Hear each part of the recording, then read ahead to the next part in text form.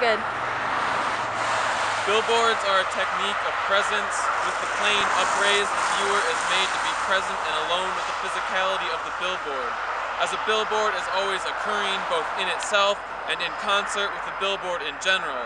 How one billboard resonates with all other billboards, it exists in a kind of eternal present, or it is always felt, as that which haunts a billboard could always be approaching.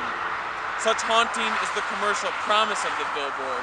The advertisement, which is self-same with the billboard, of the same property, called by the same name, echoes in turn, is too always approaching. The advertisement need not be physical or planned because of how it echoes.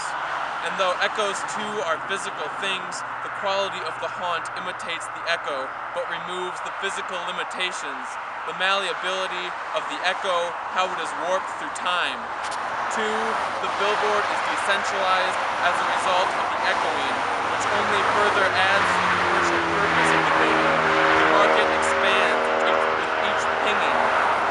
Why subvert the commercial potential? Why use the commercial site against itself as the site of its own undoing? Is the same impulse as the strong desire to read to the end of a line.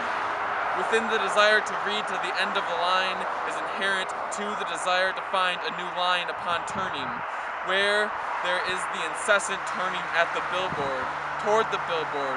Each turn renders the same, the eternal present that the visual plane of the billboard engenders. The terminal position is so self-same with all others that the turn never becomes as much as it never ends.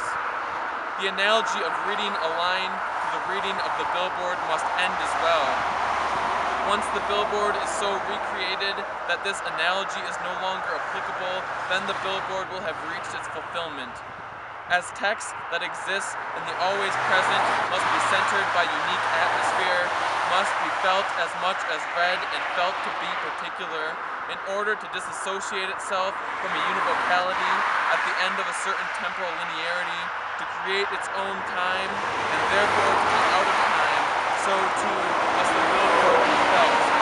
If each billboard is felt, and felt to be particular, all commercial potential of the thing will be sapped, as the possibility for a univocally administered, across time, ever present in the now, and not ever present in its own time, the goal, message, will too be gone from the technique.